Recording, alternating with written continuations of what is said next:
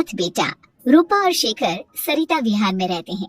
वो अपनी जिंदगी में बेहद खुश होते हैं। दोनों का शौर्य नाम का एक बेटा भी होता है, जिस पर दोनों ही अपनी जान छिड़कते हैं। शेखर, अब तो आप शौर्य को अपनी गोद से नीचे उतार दीजिए, उसके सोने का टाइम हो रहा है। नहीं रूपा, इसे मेरे पास ही रहने दो प्लीज। मैं थोड़ी देर में इसे बिस्तर में सुला दूंगा। लेकिन कल सुबह आपकी ऑफिस में मीटिंग भी तो है ना, और इसके लिए आपको कल जल्दी भी तो निकलना होगा। जाइए, आप भी जाकर सो जाइए। क्या यार, अभी तो मेरी गोद में आया था मेरा बेटा और तुम उसे लेकर जा रही हो। बाद में कर लेना अपने बेटे से प्यार, अभी जाकर सो जाइए। रूपा शेखर से शौर्य को ले रही होती है कि तभी शौर्य रोने लगता है। शौर्य को रोता देखकर रूपा उसे फिर से शेखर को थमा देती है। आपका बेटा ना एक नंबर का नौटंकी है, बिल्कुल आप पर गया है वो। साफ बोलो ना, तुम्हें जलन होती है हम दोनों बाप बेटे का प्यार देखकर। पहले बड़ा तो होने दो तुम शौर्य को, फिर देखना वो सबसे ज्यादा मुझे ही प्यार करेगा। देखते हैं। ऐसे ही दिन बीतते चले जाते हैं और एक दिन कैंसर की बीमारी के चलते रूपा की मौत हो जाती है। अब शौर्य 3 साल का हो चुका होता है, जिसके कारण उसकी दादी शेखर पर दूसरी शादी का दबाव बनाने लगती है। शेखर, शौर्य अभी बहुत छोटा है और उसे इस समय एक माँ के प्यार की बहुत जरूरत है। माँ, मुझे दूसरी शादी नहीं करनी। क्या पता जो दूसरी औरत आएगी वो मेरे बेटे को एक माँ का प्यार दे या ना दे। तो रूपा की छोटी बहन वैशाली से ही शादी क्यों नहीं कर लेता? वो तो शौर्य को एक माँ का प्यार पूरा दे सकती है ना। मैंने कहा ना माँ, मुझे दूसरी शादी नहीं करनी, और अपनी ही पत्नी के बहन से तो हरगिज नहीं। ऊपर से अगर रूपा देख रही होगी तो वो क्या सोचेगी? अपने लिए ना सही, लेकिन तुझे शौर्य के लिए तो शादी करनी ही पड़ेगी ना बेटा। शेखर कुछ कहता उससे पहले ही अंजुमन उसे रूपा की कसम दे देती है, जिसके आगे मजबूर होकर शेखर शादी के लिए हामी भर देता है। देखो वैशाली, मैंने तुमसे शादी सिर्फ अपने बच्चे के लिए की है। मैं चाहता हूँ कि तुम उसे एक माँ का भरपूर प्यार दो। शौर्य, आपके साथ साथ मेरा भी कुछ लगता है। अगर आप मुझसे शादी नहीं भी करते तब भी मेरा प्यार शौर्य के लिए कभी कम या ज्यादा नहीं होता। शादी की कुछ दिनों बाद ही शेखर की माँ की भी मौत हो जाती है। वैशाली शौर्य को एक माँ से भी बढ़कर प्यार देती है। शौर्य को लेकर वैशाली का यूं निस्वार्थ प्यार देखकर शेखर को भी उससे प्यार हो जाता है और कुछ सालों बाद शेखर और वैशाली का भी लड़का हो जाता है। लेकिन इसके बाद वैशाली का शौर्य को लेकर बर्ताव बदलने लगता है। वैशाली, मैं देख रहा हूँ तुम आजकल शौर्य का जरा भी ध्यान नहीं रख रही हो। मुझे पता नहीं था कि आदित्य के होने के बाद तुम इतना बदल जाओगी। आदित्य मेरा अपना सगा खून है और शौर्य दीदी का, फिर मैं दोनों में अंतर कैसे नहीं करूं? माँ भले ही दोनों के अलग अलग है, लेकिन पिता तो एक है ना। अगर मुझे पहले पता होता कि तुम इतनी जल्दी बदल जाओगी तो मैं कभी तुमसे शादी ही नहीं करता। हाँ, तो किसने कहा था आपसे मुझसे शादी करने के लिए? मैं थोड़ी ना आई थी आपके पास, आपकी माँ ही आई थी मेरे घर आपका रिश्ता लेकर। वैशाली, मुझे तुमसे ऐसी उम्मीद नहीं थी। गुस्से में शेखर अपना पैर पटकता हुआ शौर्य को वहाँ से लेकर चला जाता है। पापा, मम्मा मुझसे प्यार क्यों नहीं करती? क्या मैं उनका सगा बेटा नहीं हूँ इसलिए मुझसे प्यार नहीं करती?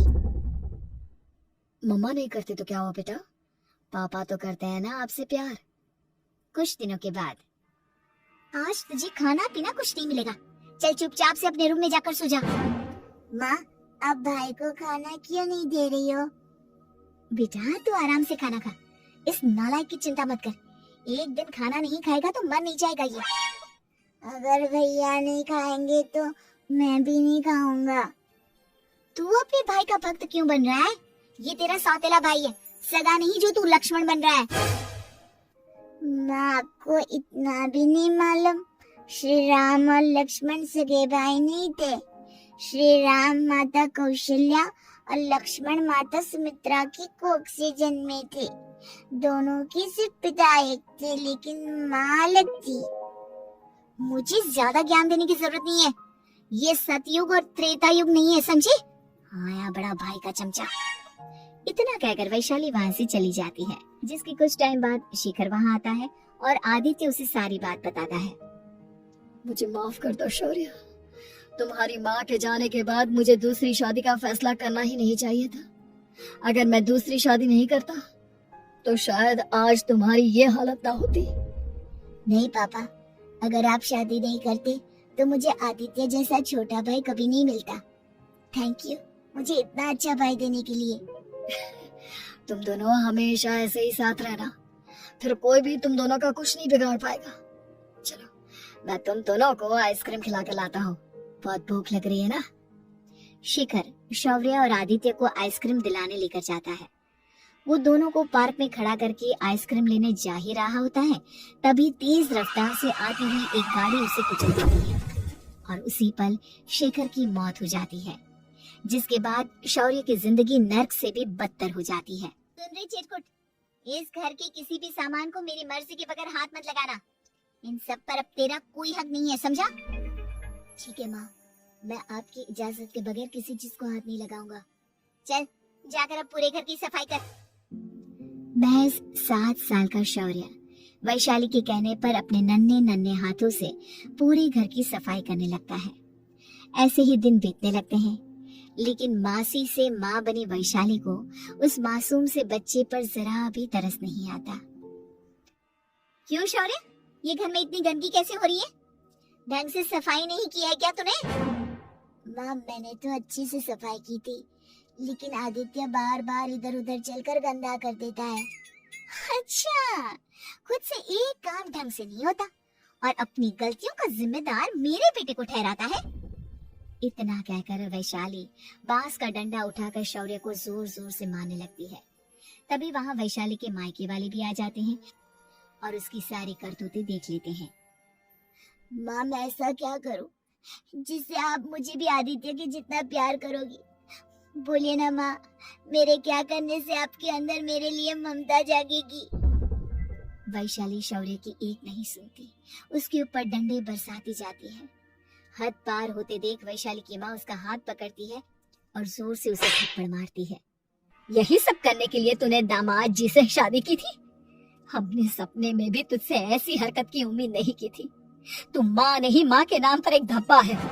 बस कीजिए माँ, आदित्य के इस दुनिया में आने से पहले मैंने इसे बहुत प्यार किया था, लेकिन अब जब मेरी खुद की औलाद है तो मैं किसी और के बच्चे से प्यार क्यों करूं?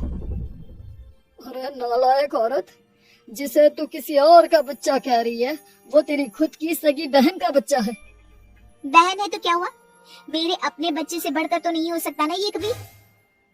अगर यही बात थी तो तू हमें पहले बता देती, हम शौर्य को अपने साथ ले जाते। उसे इस तरह प्रताड़ित करने की क्या जरूरत थी? अगर आपको लेकर जाना है ना तो ले जाइए इसे, मैं नहीं रोकूंगी। नहीं माँ, मुझे कहीं नहीं जाना, मुझे आपके साथ ही रहना है। मैं तेरी कोई माँ बाबा नहीं हूँ, तेरी माँ मर चुकी है, समझा? अब निकल जा मेरे घर से।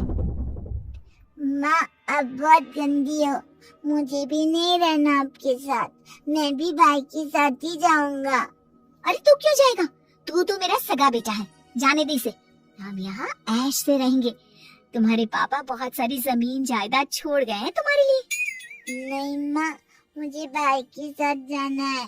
आप अच्छी नहीं हो, आप बहुत बुरी हो, आप भाई को बहुत परेशान करती हो। देख वैशाली, तुझसे ज्यादा समझ तो इस मासूम बच्चे में है। ये तेरे बुरे कर्मों का ही नतीजा है, जो आज तेरी सगी औलाद खुद से तुझे ठुकरा रही है।